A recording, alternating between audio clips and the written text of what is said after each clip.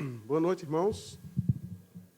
É um privilégio, uma alegria, uma responsabilidade estar aqui no púlpito, trazendo a mensagem para os irmãos, substituindo o pastor Mauro. Isso me dá muita alegria e me dá também um senso de muita responsabilidade. De qualquer forma, a alegria é maior. Eu me sinto muito bem servindo ao Senhor. Nós vamos meditar hoje com o tema Eu vivo uma vida digna? Eu vivo uma vida digna? Eu fiz uma pesquisa sobre a definição de dignidade. Encontrei o seguinte: é um título ou cargo que confere a alguém uma posição elevada. Ou então uma qualidade moral que infunde respeito. Uma maneira de se comportar que incita o respeito das outras pessoas. Quando falamos em dignidade, pensamos então em um conjunto de direitos ou atributos de uma pessoa e que isso confere a essa pessoa um reconhecimento dessas qualidades, desses atributos de autoridade ou atributos morais que impõem esse respeito às outras pessoas. Para explicar melhor, vou usar aqui um exemplo. Imaginem um juiz de direito, e antes de ser juiz, essa pessoa é um candidato a um concurso. Então, passa no concurso para a magistratura, então ele é investido do cargo, recebe, então, do Poder Judiciário, ou seja, do Poder Público, autoridade para julgar. A partir desse momento, as pessoas, então, devem o respeito, a honra, o reconhecimento dele como juiz. Ou seja, reconhecem a dignidade do cargo e lhe devem obediência e respeito. Mas, do outro lado, ou seja, do lado do juiz, a partir desse momento também, da investidura no cargo, ele deve satisfação, sim, da sua maneira de viver, da sua maneira de se comportar. Deve satisfação ao Poder Judiciário, que o investiu de autoridade, deve satisfação aos seus colegas juízes, que detêm aquela mesma dignidade, deve satisfação também à sociedade que por ele é julgada. Em outras palavras, a sociedade, o Estado, os membros do Poder Judiciário têm uma expectativa de um determinado comportamento desse juiz, que seja compatível, condizente com a dignidade da sua função de juiz. Assim, se esse juiz passar a andar bêbado nas ruas, passar a dormir nas calçadas, andar andrajoso, todo rasgado, igual um mendigo, por exemplo, ele estará se comportando de uma forma indigna da sua função. Com esse comportamento, ele estará ofendendo a sociedade, ofendendo seus colegas juízes, ofendendo e denegrindo a imagem do Poder Judiciário. Em suma, se esse juiz agir dessa forma, ele vai ofender a dignidade do seu cargo e ofende também a dignidade dos seus colegas juízes, a dignidade do Estado, do poder público. Dito isto, vamos abrir nossas Bíblias. Filipenses, capítulo 1.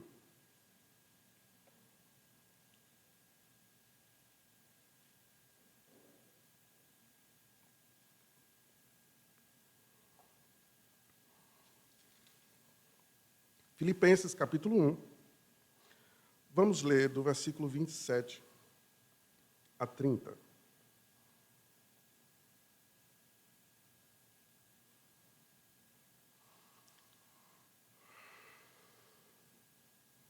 Vivei, acima de tudo, por modo digno do Evangelho de Cristo, para que, ou indo ver-vos, ou estando ausente, ouça no tocante a vós outros, que estáis firmes em um só espírito, como uma só alma, lutando juntos pela fé evangélica, e que em nada estejais intimidados pelos adversários. Pois o que é para eles prova evidente de perdição, é para vós outros de salvação, e isto da parte de Deus. Porque vos foi concedida a graça de padecerdes por Cristo, e não somente de crerdes nele. Pois tendes o mesmo combate que vistes em mim, e ainda agora ouvis que é o meu. Senhor, nosso Deus, pedimos que o Senhor nos dirija nesse estudo, fala aos nossos corações, aquece, Senhor Deus, os nossos corações, para que a gente viva de forma digna do Senhor. Pedimos isso em nome de Jesus. Amém. Bom, a igreja de Filipos foi fundada por Paulo na sua segunda viagem missionária. Essa história está descrita no capítulo 16 do livro de Atos. Filipos era uma cidade da Macedônia e era uma passagem para os viajantes que vinham da Ásia para a Europa. Ou seja, era uma cidade importante. E os seus cidadãos se orgulhavam de serem cidadãos romanos. Eles eram considerados cidadãos romanos. Se orgulhavam dessa dignidade e dos privilégios que tinham como cidadãos de Roma. Há 2 episódios, lá no capítulo 16, que ilustram bem o que estamos falando aqui. É apenas um parêntese, a gente não vai analisar os textos, eu vou apenas mencionar, para não desviar o foco aqui da mensagem.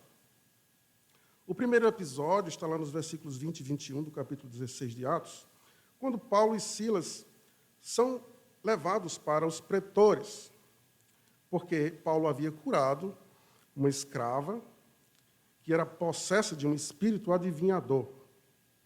Essa jovem, sendo curada, e o espírito sendo expulso, parou de adivinhar e parou de dar lucro aos seus senhores. Esses homens ficaram indignados e prenderam Paulo e Silas. A expressão deles, quando levam para os pretores, é bem marcante nesse assunto que estamos tratando. Eles dizem assim: estes homens, sendo judeus, perturbam nossa cidade, propagando costumes que não podemos receber nem praticar, porque somos romanos.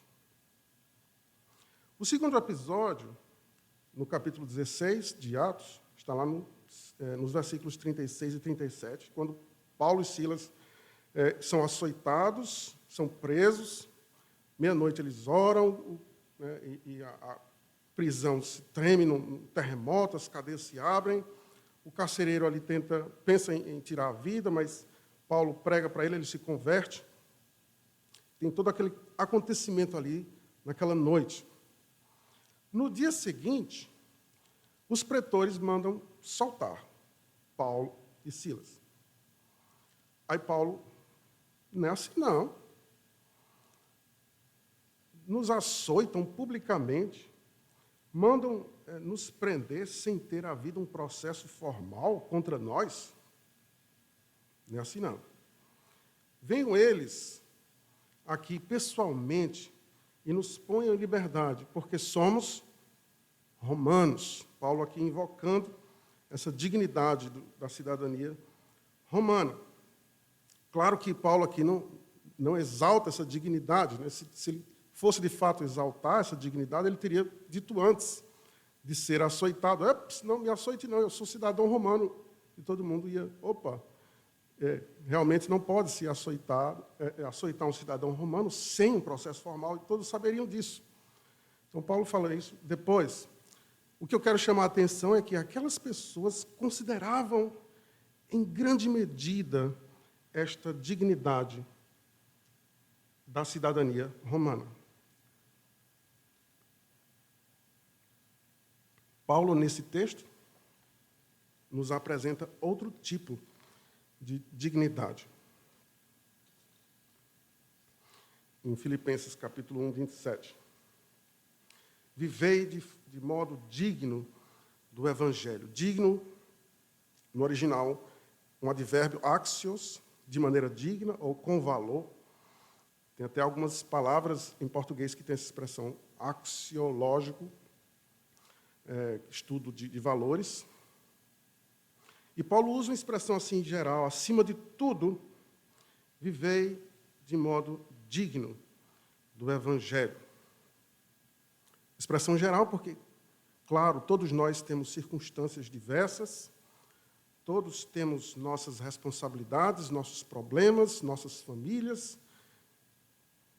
Enfim, cada um tem sua maneira de viver, de se sustentar, seu trabalho.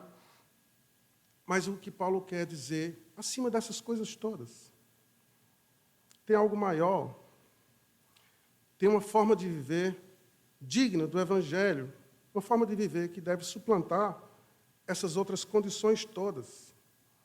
Então, acima de todos os problemas que você tem enfrentado, viva de forma digna de um verdadeiro crente. Acima até das perseguições que, eventualmente, vocês estão sofrendo, vivam de forma digna de um verdadeiro crente.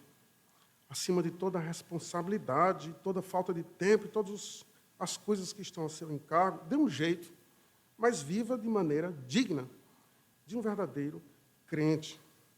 E Paulo aqui apresenta, então, 3 marcas, 3 características de uma vida digna do Evangelho. Voltando para o nosso texto, então, vivei acima de tudo por modo digno do Evangelho, para que ou indo ver-vos, ou estando ausente, ouça no tocante a vós outros, que estáis firmes em um só Espírito. Primeira marca. Eu quero ouvir que vocês estão firmes em um só Espírito, como uma só alma. Que a sua maneira de viver, Filipenses, seja tal que eu possa ouvir de vocês, que eu possa ouvir sobre vocês que estão vivendo firmes em um só Espírito, como uma só alma. Isso quer dizer, buscando viver os mesmos valores, buscando os mesmos propósitos, tendo os mesmos pensamentos, né, as mesmas ideias. Isso de maneira firme. Claro que cada um tem um jeito de pensar. O que Paulo quer dizer é que eles pensassem concordemente sobre os assuntos espirituais. E ele queria ouvir que aqueles irmãos estavam juntos, vivendo juntos. E que não dependesse de Paulo estar ali presente ou não. Essa firmeza, aliás, é uma marca da igreja desde a sua formação. Lá em Atos, quando a igreja é formada, o Espírito Santo vem, desce sobre os discípulos, tem os primeiros convertidos ali com a pregação de Pedro. No capítulo 4, 32, tem uma expressão muito conhecida de como viviam aqueles cristãos. Da multidão dos que creram, era o coração e a alma. A unidade da igreja ali, uma marca bem forte na igreja, na sua formação. Está em Atos 4:32. E em 2:42 também tem outra expressão. E perseveravam na doutrina dos apóstolos e na comunhão, no partir do pão e nas orações. Então vejam como essas características de unidade, de comunhão, estão presentes desde o início da igreja. E Paulo aqui destaca como uma característica de uma vida digna do Evangelho. Eu não quero aqui ser muito repetitivo nesse assunto de comunhão e de unidade. Eu falo muito sobre isso, porque eu sei que a igreja precisa ouvir e ser exortada sobre comunhão, sobre estar aqui juntos. E essa firmeza era e é uma característica da igreja saudável, da igreja que vive firmemente o Evangelho de Cristo. Uma marca da vida digna do Evangelho. Se essa é uma marca de uma vida digna do Evangelho. O contrário dela será uma marca de uma vida indigna do Evangelho. Se eu não tenho firmeza nessa unidade, se eu não valorizo a comunhão dos irmãos, se eu não me esforço para estar junto dos irmãos, eu estou vivendo uma vida indigna do Evangelho. Se eu não penso na vida da igreja em comunhão como algo muito valioso e que eu devo me empenhar, me esforçar, lutar contra as circunstâncias que me trazem dificuldades para estar aqui, junto dos irmãos, eu tenho que lutar. Se eu não luto, se eu relaxo, se eu não acho que é uma coisa tão importante, segundo esse texto, pensando de forma inversa, eu estarei vivendo, sim, de uma maneira indigna do Evangelho. Eu estarei ofendendo a Deus, que me deu essa dignidade do Evangelho. Estarei também ofendendo os irmãos que, vivendo dignamente, lutam por estar aqui juntos, em comunhão. Se eu não valorizo, eu estou tratando o Evangelho como uma coisa qualquer e vivendo de forma indigna. Agora, não é só estar juntos. Às vezes a gente está junto aqui e tem um muro espiritual nos separando, porque existem diferenças no meu irmão que eu não consigo nem conversar. Eu não consigo ter muita aproximação do meu irmão. Então, se eu não busco resolver isso, mesmo estando juntos, se eu não estou buscando resolver essas diferenças, se eu não estou buscando unidade com meu irmão, unidade espiritual, se eu não busco resolver os problemas que eu tenho com ele, então eu estarei também vivendo de uma forma indigna do Evangelho.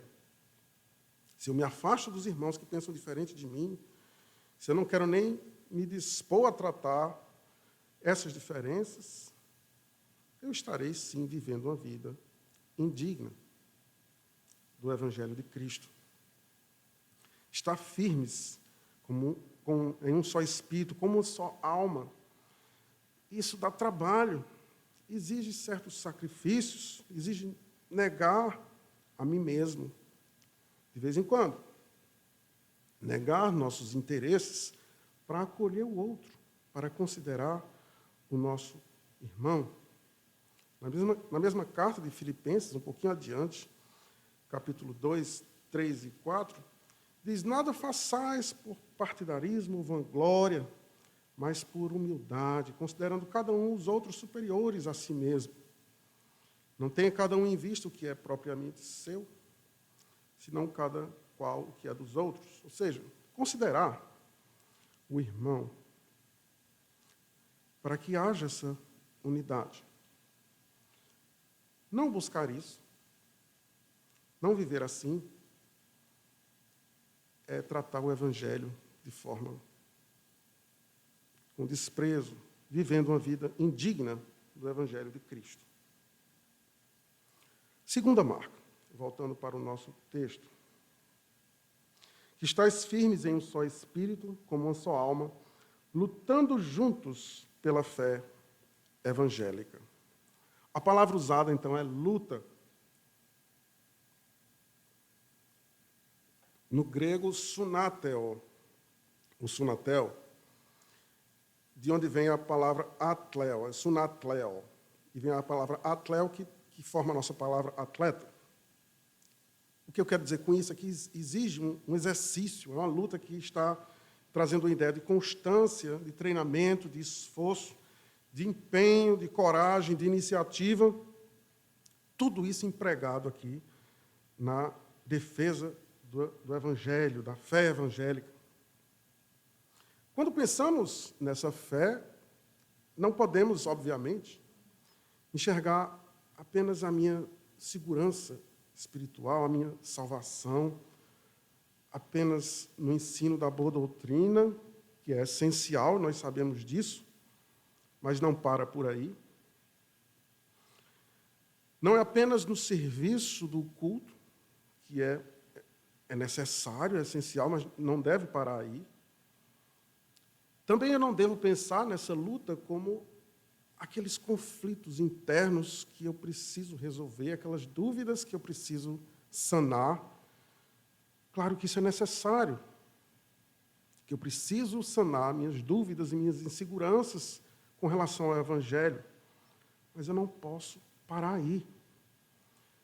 Quando fala aqui nessa luta pela fé evangélica, o próprio contexto desse trecho que a gente leu, das Escrituras, nos deixa claro que é isso. Paulo estava preso, provavelmente em Roma, por causa da pregação do Evangelho. Esse texto também fala em adversários. Aqui no versículo 28, tem adversário. Ou seja, eu preciso lutar pela fé e tem um adversário aqui. Óbvio, eu estou conversando, eu estou lidando com essa pessoa. E parece que há uma discordância. E eu vou aqui lutar pela fé, eu vou falar dessa fé. Eu vou insistir. E se ele me perseguir, eu vou insistir também. Eu tenho que falar a verdade. Então existe algo mais do que ouvir a boa doutrina, algo mais do que fazer e estar aqui cultuando juntos, fazer um culto, estar cultuando juntos com os irmãos. Tem mais. E esse mais, é óbvio, é sair daqui e falar. É sair daqui na segunda-feira e pregar para o meu colega de trabalho. É chegar em casa e abrir minha boca para o meu pai ou mãe descrente, ou para esposo ou esposa, e falar do Evangelho. É chegar em casa, depois do expediente, chamar meus filhos e ensinar as Escrituras para eles. Essa luta pela fé evangélica envolve mais do que estarmos aqui. E que é muito bom estarmos aqui. É maravilhoso estar com os irmãos, estarmos juntos em comunhão. É maravilhoso ouvirmos a mensagem de Deus aqui pregada. Mas precisa de mais. E se eu não tenho esse mais? Se eu estou só aqui? Mas eu venho todo domingo, não falta um culto. Eu canto. O Jailson pede para cantar forte, eu canto forte. Mas eu não faço mais nada. Eu não prego no trabalho, aliás, no meu trabalho o pessoal nem sabe que eu sou crente lá. Não prego para os meus colegas da escola, em casa, boca calada, se não dá confusão. No trabalho, meu chefe é terrível, não teme a homem nenhum, não teme a Deus. Se eu falar do Evangelho lá, eu vou ser demitido. Se eu não tenho esse mais, se eu não estou lutando pela fé evangélica, eu estou vivendo uma vida indigna do Evangelho. Eu preciso olhar para fora, ver os perdidos que estão aí fora e tomar coragem e falar. Terceira marca. Lutando juntos pela fé evangélica e que em nada estáis intimidados pelos adversários. Intimidado, no sentido aqui de estar amedrontado. Não, então, espera aí. Eu tenho que estar junto dos irmãos, em comunhão. Eu tenho que pregar o Evangelho, ok? Mas eu não posso nem sentir medo. É porque o irmão aí não conhece onde é que eu moro. A comunidade lá é da pesada. Então, se eu abrir minha boca lá e falar do Evangelho, eu não sei nem o que pode acontecer comigo. Eu não posso nem ter medo disso. Não, pode ter medo. As mulheres podem ter medo das baratas, não tem problema. Os homens não. Os homens não podem não ter medo de barata, não. Podem ter medo. O sentido aqui não é esse. O sentido é viver atemorizado, amedrontado. O sentido é ficar paralisado por causa do medo. Então, não podemos, por causa do medo, negar a nossa fé. Não podemos, por causa do medo, desobedecer a Cristo. Não podemos, por causa do medo, ceder às pressões dos amigos. Não podemos, por causa do medo, nos corromper, fazer coisas erradas. Não podemos, por causa do medo de ser demitido, ceder às pressões do chefe, fazendo coisas que a gente entende serem pecados. E Paulo nos dá assim, duas provas, que são, na verdade, 2 estímulos para que a gente viva de maneira digna. Versículo 28. Que em nada estáis intimidados pelos adversários, pois o que para eles é prova evidente de perdição, é para vós outros de salvação, e isto da parte de Deus. Então, ser intimidado, sofrer esse tipo de ameaça, é uma coisa para a gente glorificar a Deus. Senhor, obrigado, porque eu estou sentindo essa pressão, porque eu sei que isso, eu estou cumprindo a tua vontade. Estou fazendo a tua vontade aqui. Se eu sinto a pressão por falar a verdade do Evangelho, é porque isso é uma prova de que eu sou salvo, é uma prova de que aquelas pessoas ali são perdidas e precisam ouvir a mensagem do Senhor. Então, tem esse estímulo duplo. E se a gente decide viver piedosamente, Paulo já escreveu em 2 Timóteo 3,12, todos quantos querem viver piedosamente em Cristo Jesus serão perseguidos. Perseguidos. Agora, se eu me atemorizar e não lutar pela fé evangélica, se eu não luto para espalhar o Evangelho, até prego, eu falo de Cristo, mas se eu sinto uma pressão, se eu sinto uma ameaça, aí não. Aí eu não prego. Isso, na verdade, é negar o Evangelho. Quando o Evangelho fica um pouquinho mais caro para nós, a gente nega. Seria isso. Mas espera aí, Evangelho caro? Como assim Evangelho caro? O Evangelho não é de graça? Vou me explicar aqui. Não é bem assim, não. O Evangelho, ele custou muito caro. Custou o sangue precioso do nosso Senhor, Jesus Cristo. Ele não foi de graça. Essa salvação foi de graça para nós. Óbvio, nem poderíamos pagar pela salvação. Mas tem um aspecto do Evangelho que tem um custo. Existe um custo de viver o Evangelho. Então, calma com essa ideia de Evangelho de graça. Não é de graça. Ele não foi de graça para o Senhor Jesus Cristo, que deu a sua vida, se entregou por nós. Todos nós conhecemos a história e o preço que foi. Mas existe um preço que nós pagamos dia a dia, tem um custo dia a dia, que é o custo de viver esse Evangelho. O custo de viver o Evangelho. E o Evangelho não foi nos dado só para a gente ter uma vida mansa e tranquila, não. Não foi para garantir a nossa salvação e a gente ir para casa feliz. Não foi só isso. Claro que a gente fica feliz, né? Mas não paramos aí.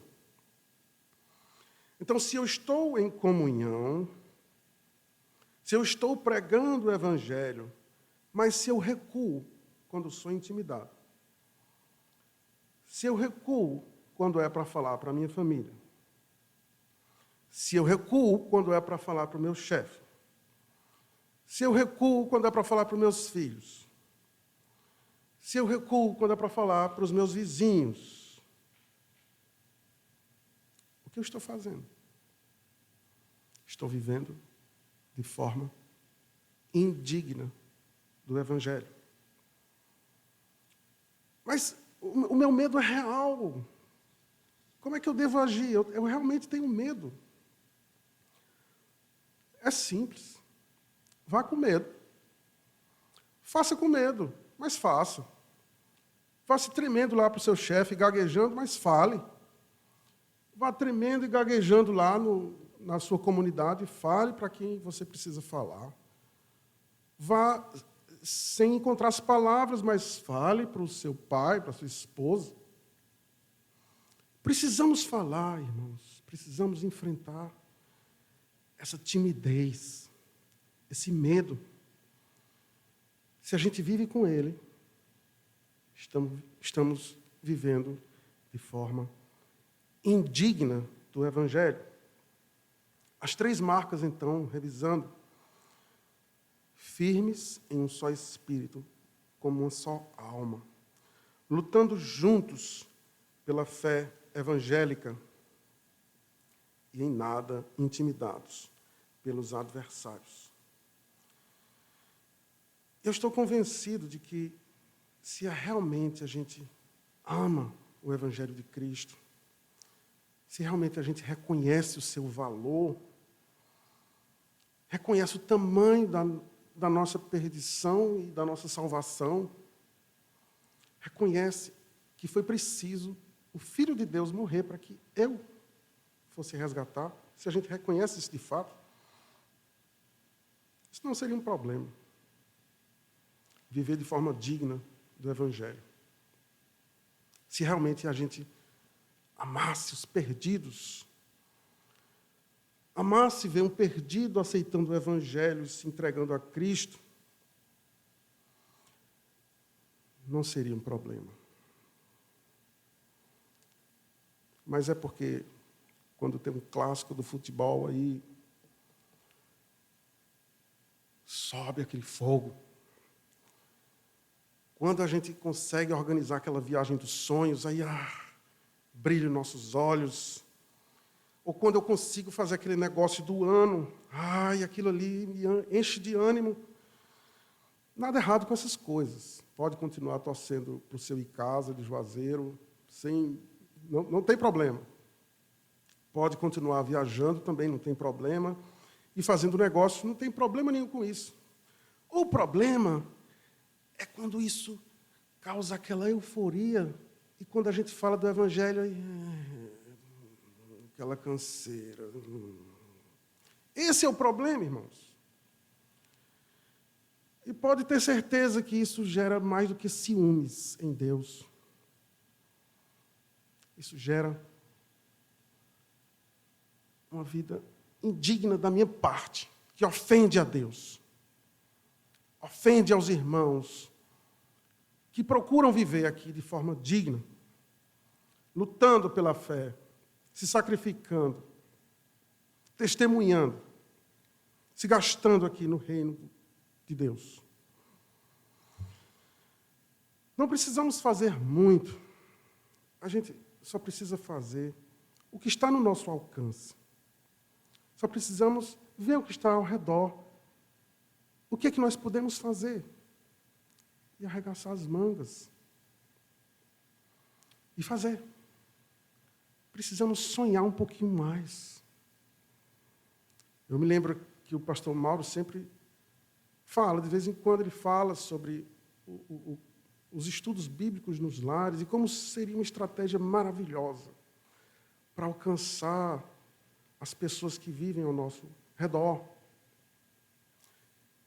Mas não sei por que esse projeto não deslanchou ainda, mas pode deslanchar. Basta a gente aquecer um pouquinho o nosso coração. Basta a gente sonhar um pouquinho com as coisas do reino de Deus. Quando a gente sonha, a gente começa a planejar. E é dentro de um planejamento que a gente coloca os custos. E quanto tempo eu vou precisar? E a frequência. E aí, depois disso, é só fazer. E como é bom a gente servir a Deus. Às vezes o problema é dar aquele primeiro passo. E eu sei que alguns irmãos ardem com essas ideias, com esses projetos, mas muitos estão fazendo outras coisas e não conseguem. Como seria bom a gente ver a igreja radiante, firme, envolvida na obra de Deus, cada um fazendo na sua capacidade. E de vez em quando a gente vê aqui alguém que se entrega aos pés de Cristo. Como seria bom e como isso nos deixaria animados. Não precisamos fazer muito, irmãos. Não precisamos fazer muito. Basta a gente valorizar de fato o Evangelho. Amar o Evangelho e amar os perdidos. Será que eu amo a mensagem da cruz? Será que eu vou proclamar as suas bênçãos, como a gente cantou? Será que eu estou levando a minha cruz até algum dia trocar por uma coroa? É simples. Não tem nada muito complicado. Eu sei que eu bati um pouco, mas eu quero afagar agora no final. E eu sei que muitos irmãos sofrem pelo Evangelho, vivem o Evangelho em oração, em intercessão, e fazem na medida do seu possível. Eu queria assim, deixar essa palavra de consolo. Aqui no finalzinho do texto que a gente leu, diz: vos foi concedida a graça de padecerdes por Cristo. Sofrer por Cristo como uma graça. E para aqueles que sofrem, recebam esse reconhecimento de Deus, sofrendo por causa do Evangelho. Lutando o mesmo combate que Paulo lutou. Paulo estava preso, não estava ali com condições de fazer muita coisa. Mas o que ele tinha na mão, ele fazia. Tinha uma caneta. Escrevia. E conversava com aqueles que o visitavam. Às vezes é isso que nos sobra para fazer. E ele fez, e fez muito. Até hoje, nós somos abençoados aqui pelos escritos que o Espírito Santo inspirou Paulo a escrever. Lá em 1 Pedro também, 4:16, diz: mas se sofrer como um cristão, não se envergonhe disso. Antes, glorifique a Deus com esse nome. E um dia, todas essas lágrimas serão enxutas. Um dia a morte não existirá mais. Não haverá luto, nem pranto, nem dor. E nós ansiamos por esse dia. Que essas palavras de esperança e que essa exortação que eu deixo para os irmãos sirva para aquecer nossos corações. Eu também preciso ser aquecido de vez em quando, para que a gente de fato experimente. E é tão bom servir a Deus. Que Ele nos abençoe e que cada um dos irmãos se sinta tocado pelo Espírito do Senhor. E que o nome deles seja louvado. Obrigado, Senhor Deus, por esse tempo de meditação na Tua palavra. Que o Teu nome seja louvado e engrandecido. Pedimos isso em nome de Jesus. Amém.